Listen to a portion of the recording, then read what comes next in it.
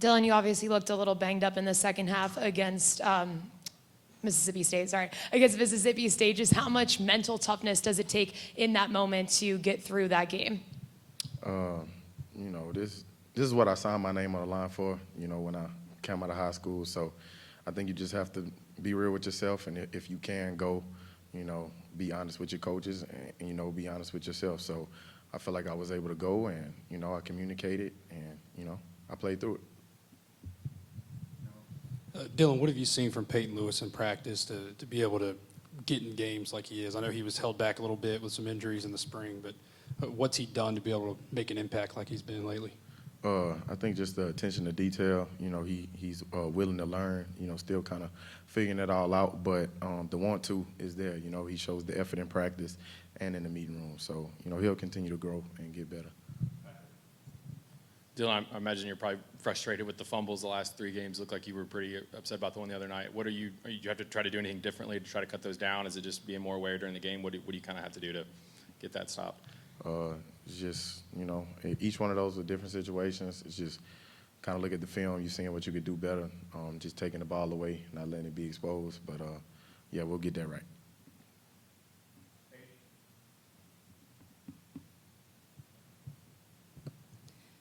Coach also said, it's sometimes a force of habit when you're so used to trying to get, that +2 after you're initially stopped. How much of that is, a force of habit for you, recognizing when, all right, you drained it, you got enough, and it's time to, not try and get a couple more?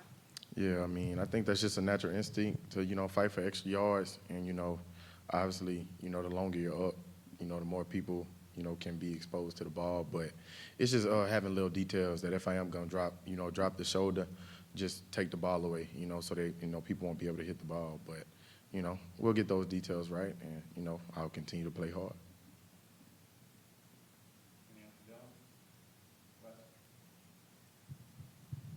What about being on the road in particular sometimes makes it challenging? Is it the noise? Is it as simple as that, or are there other factors that go into sometimes teams not playing as well on the road? I think it's probably just, the noise. In general, you playing at SEC stadiums, but a lot of it could just be the build-up probably to the week. If you stay as calm and composed as you can be, and you work through your mechanics, and you just stay in tune to your assignment, it shouldn't affect you. But, it plays a big factor. Dylan, what are you seeing from the offensive line in front of you, and what was it like that second half when Mississippi State was loading the box and you guys had 2 tight ends on the field and were still able to run the football? Yeah, that just brings confidence, when you see people rolling their safeties down, and I'm still trusting my O-lineman, or whoever is in the game is still trusting the O-line to go and handle their blocks, and we got the passing game going too, so you got to respect both, both sides to it. But, we're aggressive. We're an aggressive team, and I know the nature of that, so that's what we're going to do.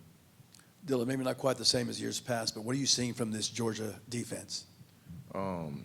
Their box, specifically a D-line, they do a good job just holding the point, kind of two-gapping, kind of play a lot in that 3 down front. So they do their job well, not letting offensive linemen be able to create space. You talking about playing the whole field. The backers do a good job, running to the ball laterally. Safeties fit downhill. We're more in tune to the box, so that's probably what I can speak for the most. But they do a good job, being in their spots and being aggressive.